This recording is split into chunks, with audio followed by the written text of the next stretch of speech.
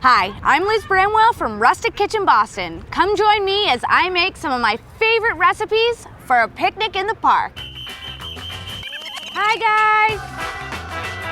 We'll start with a chilled corn soup with a lump crab and avocado garnish. Then I'll make 2 of my favorite salads. Then I'll prepare some delicious buttermilk, double battered, and deep-fried chicken. It'll all be served up with my special peach sangria. So let's get started. Join me in the studio right here at Rustic Kitchen.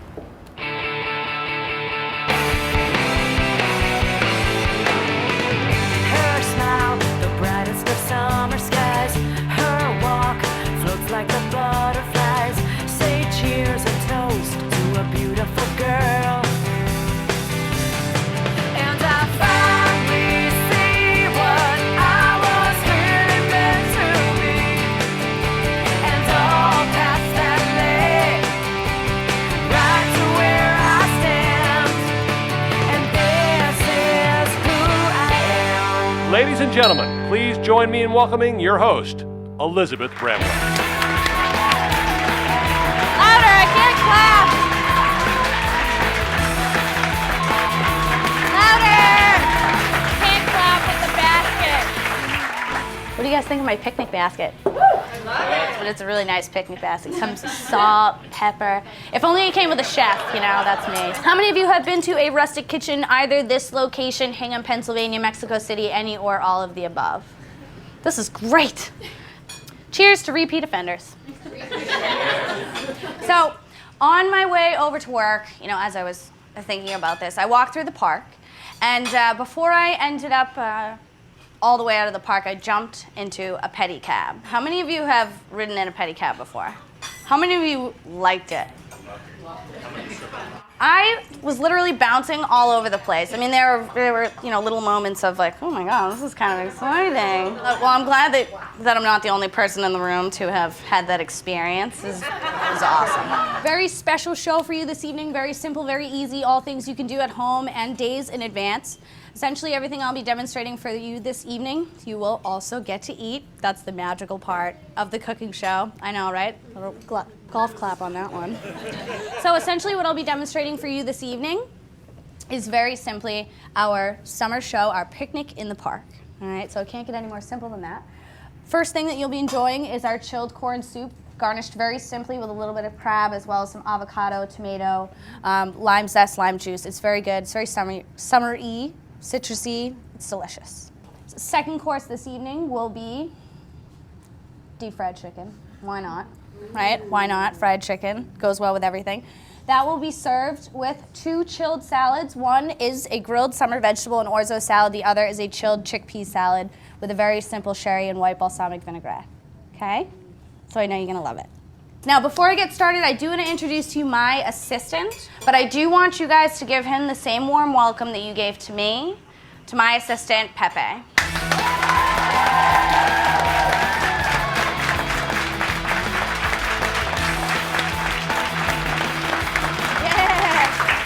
I love it. The silent discussion that just went on was, which one's bigger? Well, who gets the bigger one? Yes, well, we'll share. We share. So this is our white peach sangria. This is a drink that we bring back to Rustic every summer. It sells very well. It's light, it's fruity. It's a whole bunch of booze and fruit, and it's just very magical, and I know you guys are going to enjoy it. Anyways, it pairs perfectly with your dinner as well as with the chilled corn soup, so I encourage you to taste it with each component of your dinner, both chilled salads as well as with the chicken, the corn soup, and let me tell you, it goes great with the pizza. All right, so let's all raise our glasses. Cheers to adult jungle juice. Jeez, I see where the show is going. You know what, Steve? Am I going to have to put you on timeout? Yes, you probably. How would you guys like to get started? Yeah! I think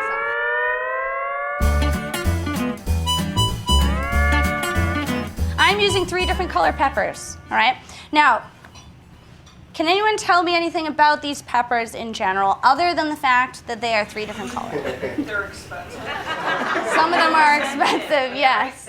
A red pepper is a little sweeter. Same goes for jalapeno, same goes for any other pepper. And then the yellow is just a hybrid, different breed. Just like all of us. We're all hybrids. A little bit of olive oil goes a long way. All right, they say you're supposed to consume 2 tablespoons of olive oil a day to be a healthier person, but I usually listen to the 1 glass of red wine a day. It makes you a better person. So I have about a half of a bunch's worth of asparagus here, raw. All right, and then 1 red onion, obviously thickly sliced. Same thing, a little bit of olive oil, salt and pepper goes a long way, and these I want to get right onto the grill.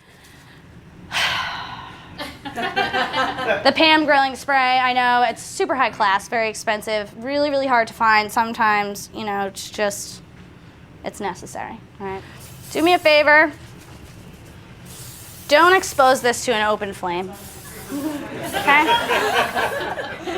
You don't want to do that, unless it's somebody that you don't like and then you just have them stand close to the grill. All right, so asparagus is going to go down. I'm going to try and keep them on a bias here. I want to get nice grill marks on everything.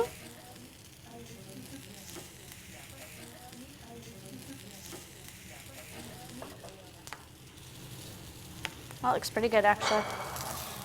So those are both on the grill. Pam? No. I mean, I was looking at the Pam bottle. I'm sorry. I don't think I've ever had that happen to me before. You know what?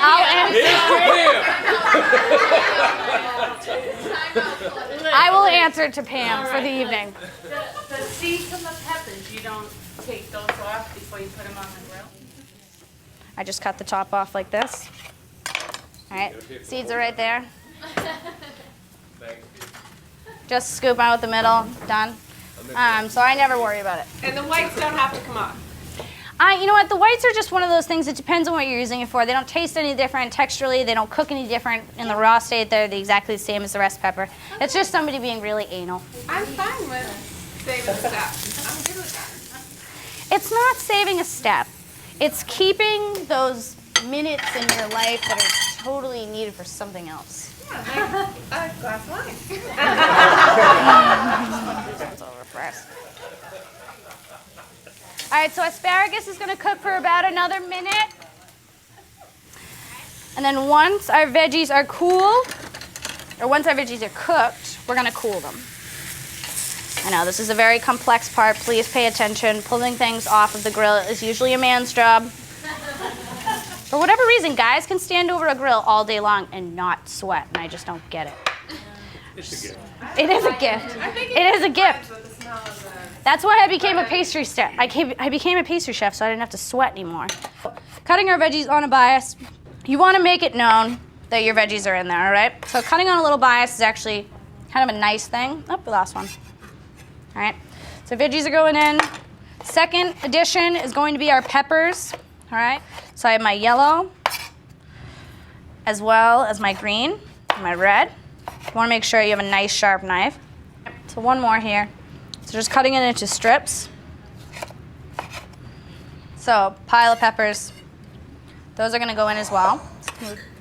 Liz, Paul. what kind of knives are you using? I'm using Global knives, the Santoku in particular, which actually is a vegetable knife, ironically. I like Globals for 2 reasons. One, because the blade itself is very thin, so it tends to stay sharp longer, especially for home use, especially if they go into a knife drawer or they're not kept properly in a block. Second reason is they're very well balanced. You know what, 3 reasons. Second reason is they're very well balanced, so they're comfortable in almost any person's hand, whether it's male, female, large, small. And then the third reason is, as far as knives that can go from restaurant to home, there are very few that do well in both. It's usually one or the other. But Globals are versatile on both ends. Side note, Paul, is that you can actually watch my knife kitchen tip on Xfinity On Demand. Great. I know, it's so exciting.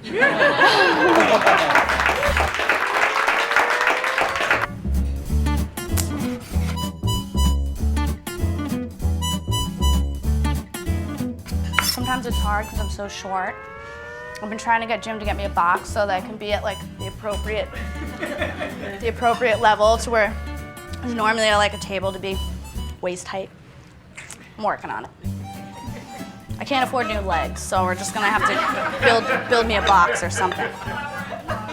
I'm wearing 3-inch heels right now. You wanna see how tall I really am? There's only, let's see, 1, 2, there's 3 people in here who know how tall I really am. You guys wanna be devastated? I'll leave the bowl right here so we can show how tall. All right.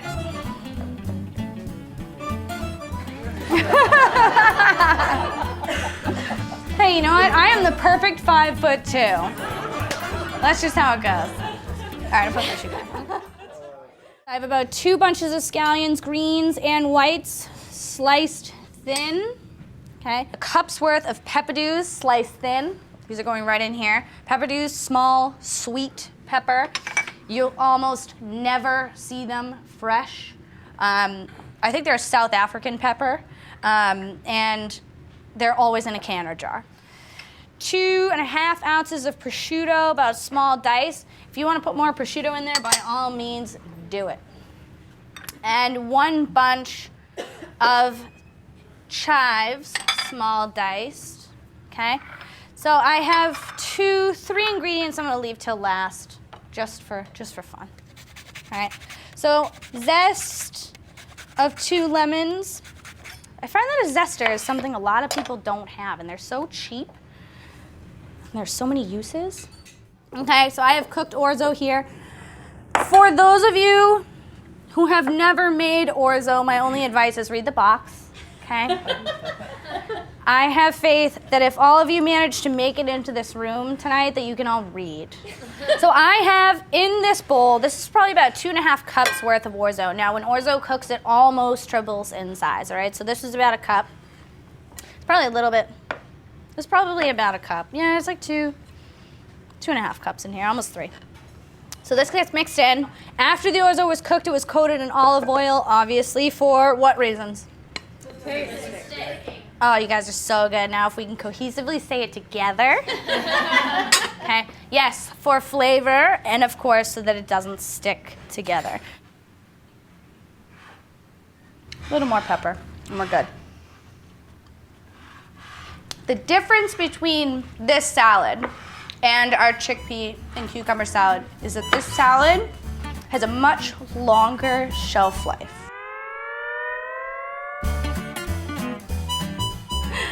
So while that's working, let me quickly show you the corn soup. Start with 4 cups of water in a 5-quart pot. Add 2 Idaho potatoes, skins removed and small diced. Add 2 cups worth of heavy cream, 6 cobs worth of corn niblets, 1 Spanish onion small diced, and 1 jalapeno pepper seeded and minced for a little kick. Bring it all to a boil and let it simmer for 15 minutes. Strain and ladle as much of the corn and potato into a blender as needed, and add a few cubes of butter and blend it at a low speed.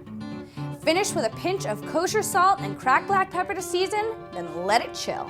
When you're ready to serve it, mix together some lump crab with sliced avocado, shaved radish, a little bit of lime zest, lime juice, and chives for color. Garnish the soup with your crab mixture and finish it with a pinch of microgreens on top. For our full recipe, go to our website at www.rustickitchen.biz.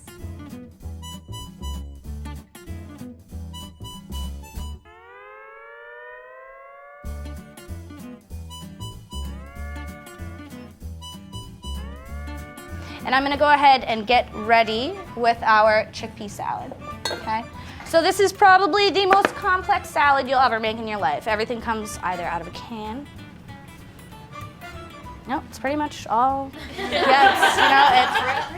right, so about 2 15-ounce cans of garbanzo beans, juice and zest of 1 lemon, tablespoon of sherry, tablespoon of white balsamic, about 1/2 cup's worth of mint, 2 bunches of scallions, greens and whites sliced thin, 1 red onion small diced, and 1/2 of an English cucumber seeded and small diced. This all gets mixed together. Into the fridge it goes. This salad is best left for about 2 days.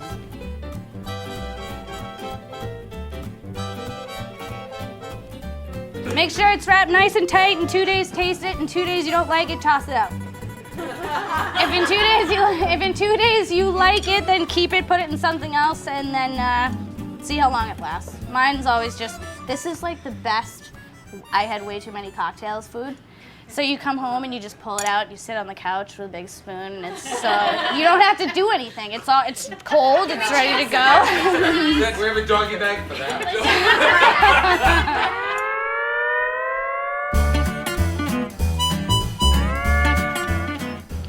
Now we're gonna start working on our chicken. So I have my two breastises. And I have my buttermilk here, okay? And then I have my panko crumb, all right? So into the buttermilk they go. Now you wanna make sure that you tap off some of the excess flour because all it's gonna do is create kind of cakey globs of icky, all right? Buttermilk once over, and then right into the panko. All right. So at this point, you can apply pressure. I'm a big fan of taking half of my panko and kind of grinding it up so you have fine and then you have big. Liz, why did you use panko breadcrumbs versus regular breadcrumbs? All right, so I'm using panko for the fried chicken specifically for texture. Panko does an absolutely amazing job of creating like the crispiest outside possible. It's delicious. Thanks, I made it myself. All right, chicken goes in 350 degrees. Since I'm doing the breast, it's gonna take between 8 and 5 minutes, okay? And since we're in a smaller vessel here, you do wanna be aware of the temperature. Having an oil thermometer or a candy thermometer is the way to go. They're not that expensive. And if you're like me, I find ways to fry stuff. So while everyone's chewing and eating and being pleasant and stuff and being friendly, I do have a quick side note for everyone, if you could pay attention. Could everyone grab their glasses? Maria and Isaiah are recently engaged. You don't know this, but you were the initiation of my engagement. Really? Your food was so good that I was honestly though, you were my first date night, so we've been No way! So kudos to you. That's so sweet. Oh, that's so cute. All right, can everyone just quickly cross their fingers that I end up with somebody like that? Trying, so no, I'm not even trying. That's terrible. I shouldn't say that. I have him. But he's already married with with a few children, so I can't exactly, you know. I'm on the side, you know. I'm the at work girlfriend. At work girlfriend. All right. So how's the pollo? It's almost done. Oh, you're already all over it. Jake, you want to come over and take a picture of this sexy beast? That's perfect. Makes you want to touch it, but it's wicked hot. Don't do it. Hey, Pam. Are you still calling me Pam? Do you prefer Pamela? No, sorry. I was like, do I even look like a Pam?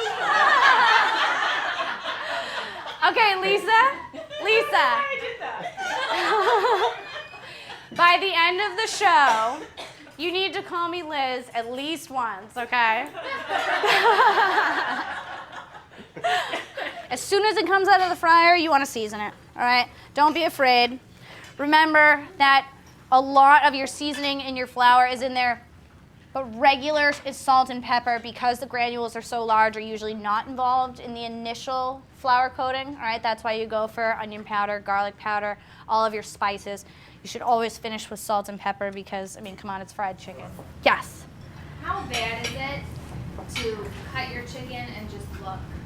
Not to bad. see if it's pink? I spent years doing that. Is or anything? Are you kidding me? That's how I learned how to temp meat. That's all I ever do, but I feel like It's- that's probably not good. As far as when it comes to checking, If you don't know how to temp meat by touch, that's the only thing you can do unless you have a thermometer. And even then, when you're cooking something like a steak, it's hard to use a thermometer on a steak because sometimes they're only this thick. I have my 2 cold salads and I have my 1 bib leaf here. Oh, I have 2. They look pretty. We're gonna stack them then. Yes. Perfect. 120. You know what?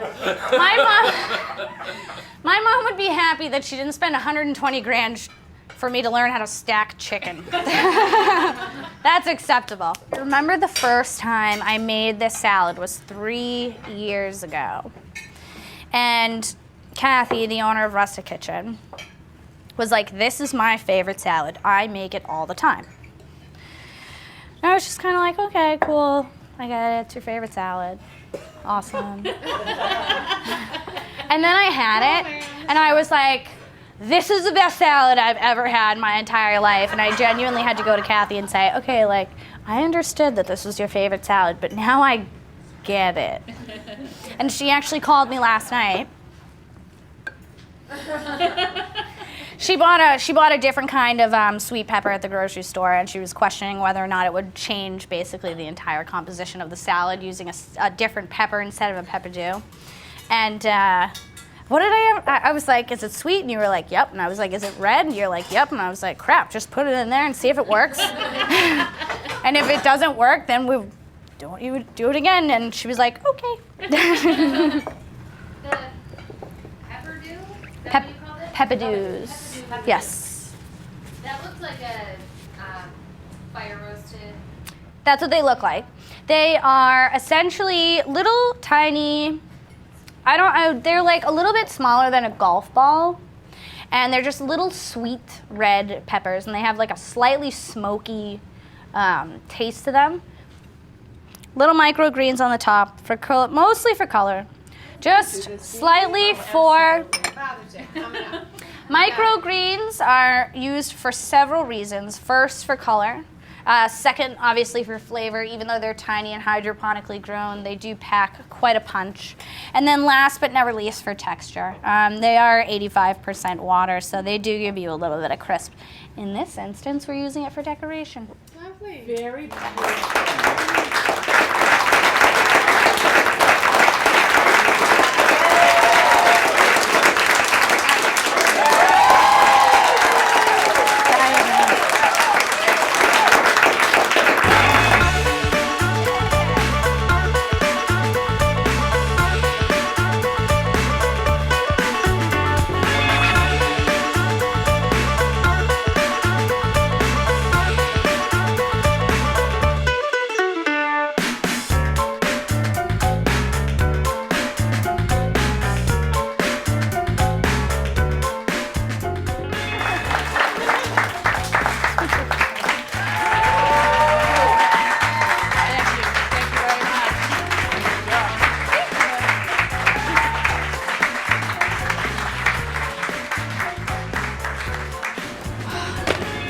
Wow, what a great audience. So pep, are you ready for your first pedicab ride? Let's do it. All right, let's get out of here.